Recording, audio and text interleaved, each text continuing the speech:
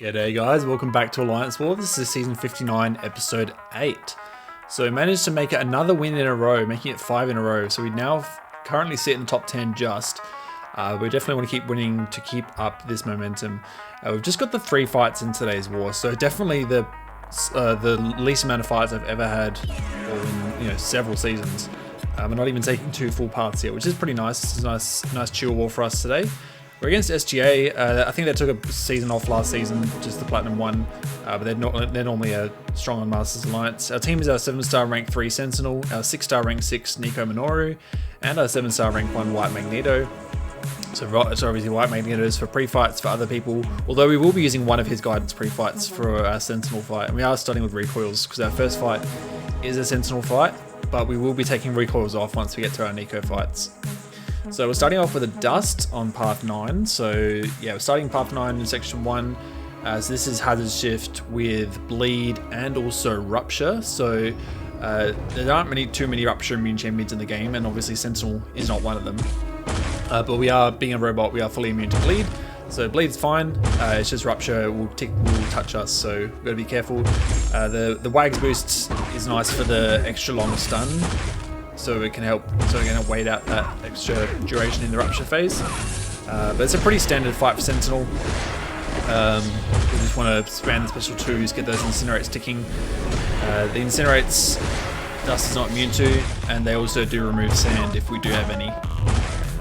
But it's unlikely we'll get into anywhere close to a sandstorm because we'll just play it very safe here. It's going to parry 5-hit combo really. So we change the special 2 there right as the bleed phase starts. Obviously we do take a little bit of recoil damage, but it is worth it because I just wanted to get this fight done as soon as possible. Didn't want to dance around too much here. But it's a pretty chill fight. There is also power efficiency, so she will be spamming a lot of specials, but it's not too bad. Just threw 1 heavy there to get her just a bit out of my face, so we didn't get back into the corner. So we did take a little bit of Rupture damage, but this was our only Sentinel fight for the war, so I wasn't really too concerned about how much health we had remaining by the end of the fight. And this special 2 didn't quite finish her off, got to get her down to about 10%. So we are in Assassin's range now, but unfortunately we'll just wait for this Rupture phase to end. Obviously she's immune to shock, so we can't get our heavy shock on. And she's going to throw a couple more specials before we can finish her off here for the power efficiency. And then she goes down just like that. So next up we've got a Galan, so continuing on Path 9. So we are using Nico here, and we're going to be using a Power Star 1 because unfortunately you can only apply your buff immunity once per quest as a pre-fight, but the main reason we actually can't use the buff immunity here is because we need the poison immunity. So this is Hazard Shift Shock Poison.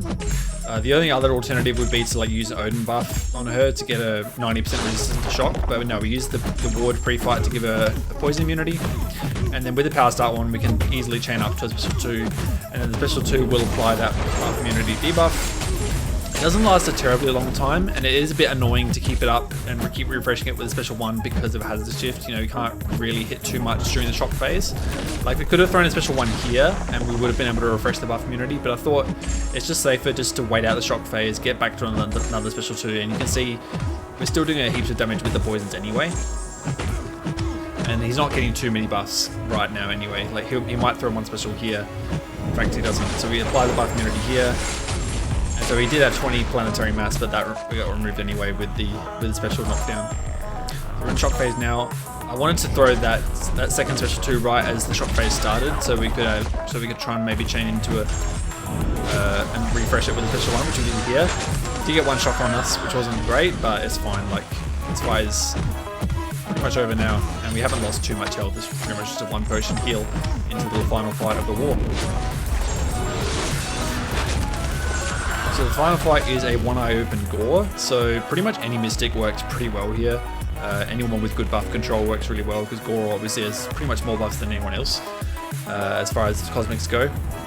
So it's a really chill fight for Nico. We will apply the unworthy pre-fight here, so we start with buff immunity. And now we do parry a little bit at the start of the fight because just to get an opening, and because with the make a stand, there's 90% damage reduction before you knock him down anyway. Unfortunately, we lost our buff immunity, but because of Mystic Dispersion, we were able to get to a special 2 here and reapply it, so that was fine. However, he does have the power efficiency. It was just a bit poor timing on my part.